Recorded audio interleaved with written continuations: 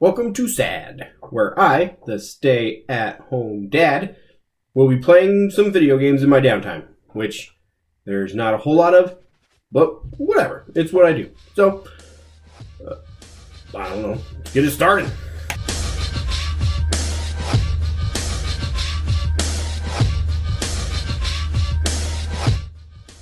And in this episode, I'm going to be playing some not X-Files. I do not have that game yet, but I definitely will play it at some point.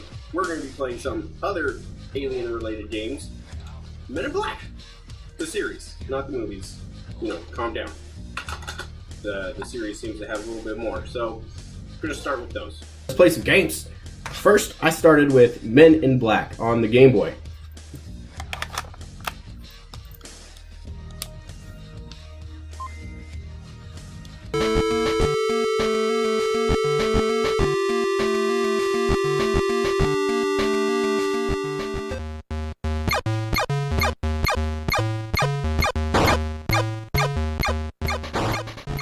Pretty good. It's a very simple game. All you really do is walk to the right and fire your gun.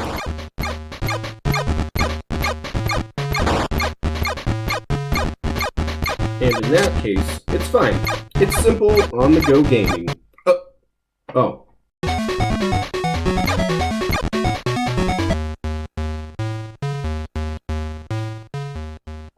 I beat it. I beat the game. In conclusion, this game is short.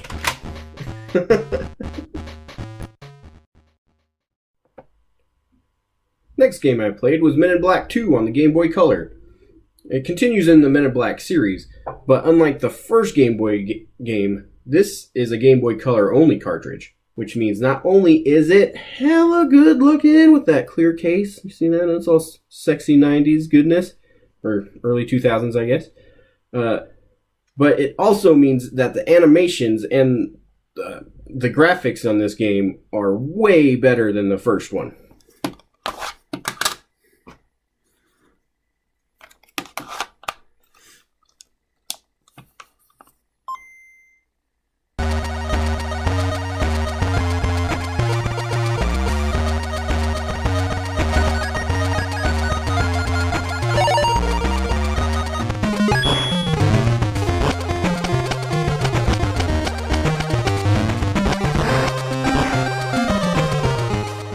And instead of just walking forward until you reach the end of the level, you need to collect 4 pairs of glasses. Then make your way to the end of the level, which isn't always just to the right. Sometimes it's hidden in the middle, which makes this game less straightforward and puts more emphasis on exploration, making Men in Black 2 a platformer in addition to the run and gun gameplay of the first Men in Black game. Men in Black 2 only has 2 levels more than the first Men in Black, but I found myself having more fun. It has 4 bosses to fight, 1 platform boss to defeat, each with their own strategies to win. Men in Black 2 is harder than the first. Still a very fun game for kids and adults, it'll just take you a lot longer to beat.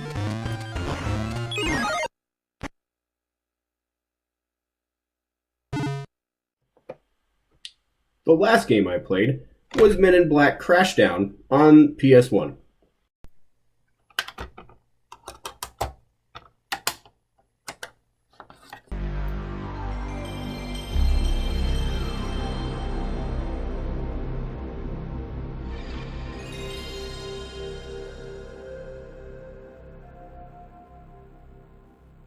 I love the sound of the PS1 when it starts up.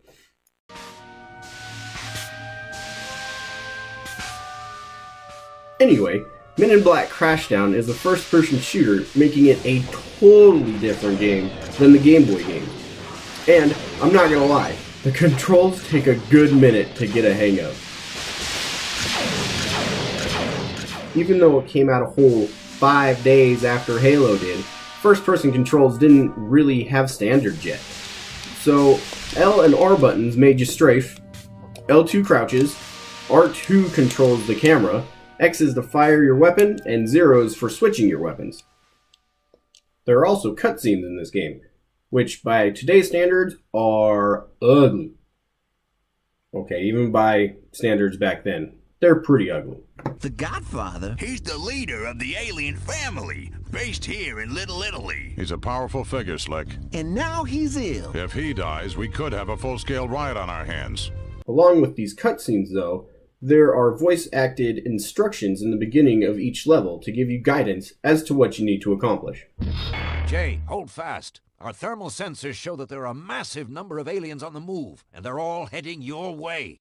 Which is good, because there are a variety of things to do in this FPS. There are the standard kill everything levels, find certain things and bring them here levels, stand here and defend this, and run like hell levels. Out of the 3 games I played, this is my favorite one. It has the most story out of all of them, with the most satisfying ending, because the Game Boy endings are garbage.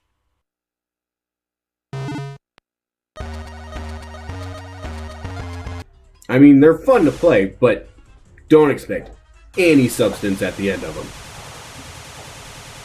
And with a whopping 26 levels, it has almost 4 times the content as Men in Black 2, boasting a good difficulty curve as the game progresses. I never felt like the game was a cakewalk. The first couple of levels teach you how to handle the controls, because they are wonky, and it will take you a little bit of time to get used to them. Then, they start to get harder and harder with more enemies that can take more and more shots before going down. I even had to replay the last couple of levels a good handful of times because they get hard, and those enemies just become tough as nails. Ridiculous. And for the average price of 25 bucks, for getting all 3 of them, because 5 for MIB 1 on Game Boy, 10 for MIB 2 on the Game Boy Color, and then another 10 for Crashdown, it's a good amount of gaming for only 25 bucks for a gamer that just wants to play some fun games for not very much.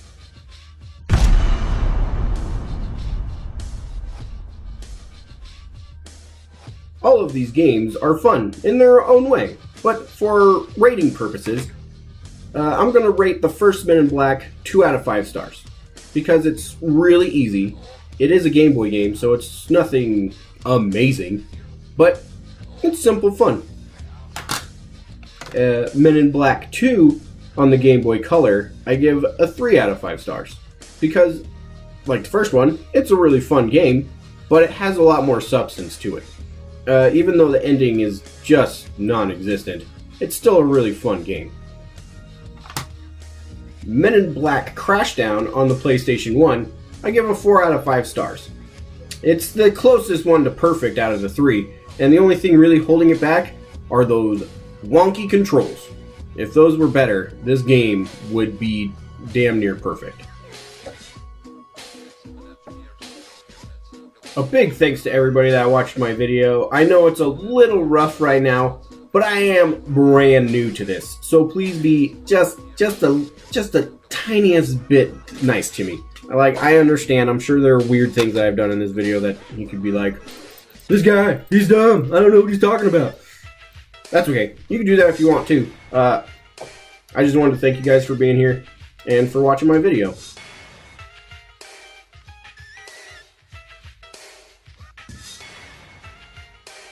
And a warning for anybody that has made it this far into the video. There is a Men in Black, the series game on Game Boy Advance out there. It is just a diaper fire of terribleness, though. Never play that game. The controls is just awful. Just awful. Just avoid it. Just don't play it. Please. For both you and my sake. Because if I have to hear about you loving the game, I'm gonna ignore it. Because it's bad. So bad. So bad. Oh, so bad.